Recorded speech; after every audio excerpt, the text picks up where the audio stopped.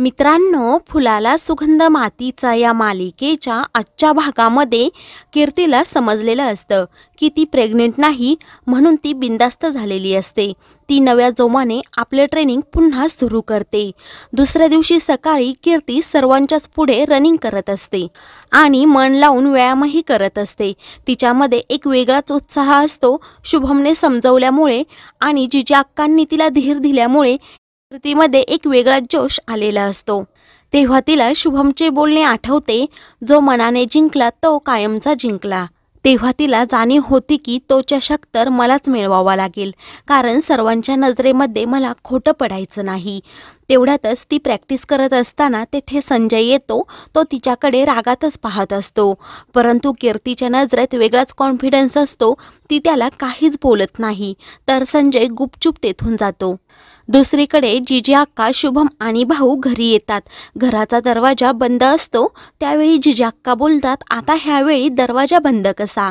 या विचाराने त्या दरवाजा उघडतात आणि समोर पाहतात तर पूर्ण घर छान प्रकारे फुलांनी सजवलेलं असतं। घरात खेळणी ठेवलेली असतात, लहान बाळाचे फोटोही लावलेले असतात। जिजा अक्का, भाऊ आणि शुभमला हे पाहून आश्चर्याचा धक्का बसतो। सर्वजण फुलं उधळत असतात। कमला मावशी आणि जिजा अक्कांच्या मैत्रिणीही तेथे आलेले असतात। तर जिजा अक्का ओरडेल या भीतीने दुसरीकडे सोनाली लपून बसलेली असते। ती हळूच डोकावून जिजा अक्कांकडे पाहत असते। जिजा अक्का घरभर पाहत असतात। पूर्ण घराचा नकाशाच बदललेला असतो। तर विक्रम जिजा अक्कांकडे पाहतच राहतो। इकडे सोनाली बोलते, आता मी मेले। जिजा अक्कांना समजणार की माझ्या फुटक्या तोंडानेच ही गुड न्यूज मी सर्वांना सांगितली। तेव्हा जिजा अक्का सोनालीकडे पाहतात। त्या खूप रागात सोनालीकडे पाहत असतात। भाऊ सर्वांना शांत करतात आणि हे काय विचित्र प्रकार चालला आहे असं विचारतात। तेव्हा कमला मावशी जिजा अक्कांना विचारते की सुनबाई कुठे आहे, परंतु जिजा अक्का काहीच बोलत नाही। तर इकडे सोनाली खूप घाबरलेली असते। कमला मावशी खोचकपणे बोलतात, जशी कीर्तीची गुड न्यूज लपवायला तुम्ही पाहत होता, तसं सुनबाई पण लपून ठेवली की काय?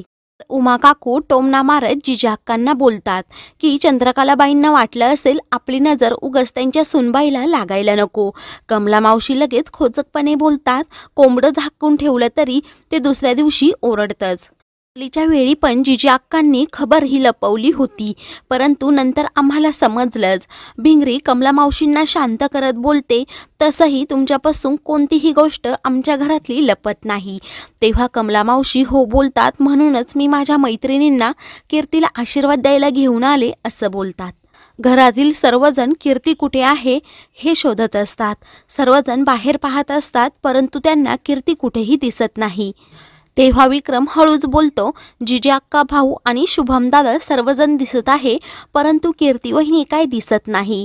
कमला मावशी कीर्तीला जोराजोरात आवाज देऊ लागतात, तर जिजा अक्का आतमध्ये येतात। इकडे सोनाली पूर्णपणे घाबरलेली असते। तेव्हा ती देवाकडे प्रार्थना करते, जिजा अक्का माझ्यावर खूप रागवले आहेत, मला त्यांच्यापासून वाचवा। कमला मावशी सारखं जिजा अक्कांना विचारत असतात की कीर्ती कुठे आहे, तिला कुठे लपवलं आहे। जिजा अक्कांना डॉक्टर बाईचे बोलणे आठवते की कीर्ती प्रेग्नेंट नाही।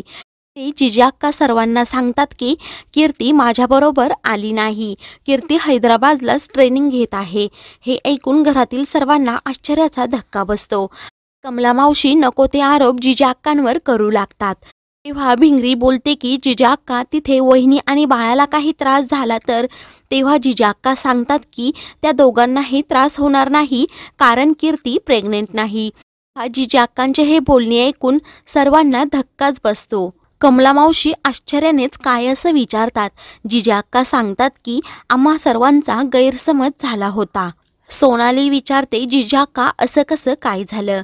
जिजा अक्का सांगतात की कीर्तीने अगोदर सेल्फ टेस्ट केली होती, तेव्हा ती पॉझिटिव्ह आली। नंतर तिने ब्लड टेस्ट केली, तेव्हा तो रिपोर्ट निगेटिव्ह आला।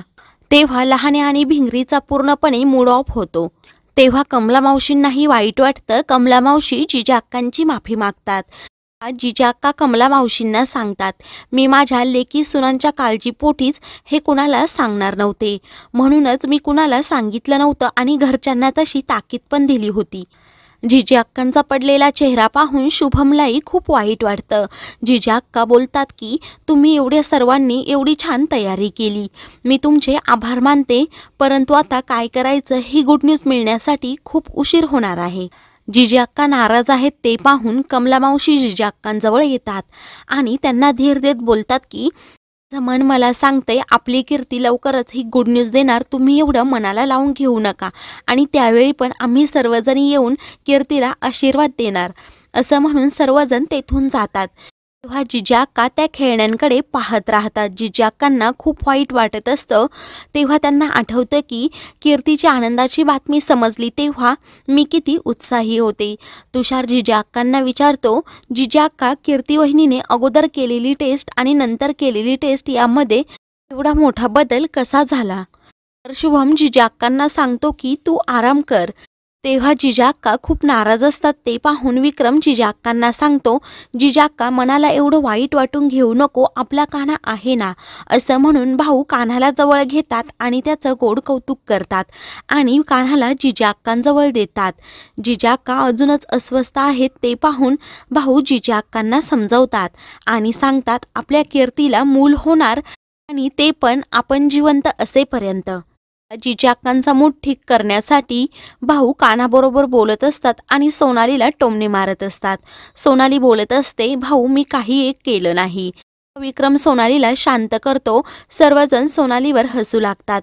जिजी अक्कांच्या चेहऱ्यावर थोडा आनंद येतो ते पाहून सर्वांनाच बरं वाटतं. इकडे पाटील मॅडम सर्व ट्रेनिंग ऑफिसरला सूचना करत असतात की ऑफिसर रमेश तुम्हाला आज हत्यारांची ओळख करून देणार आहेत. तेव्हा ऑफिसर रमेश एक एक करून सर्व हत्यारांची ओळख ट्रेनिंग ऑफिसरला करून देतात. सर्व ट्रेनिंग ऑफिसर मन लावून ते पाहत असतात.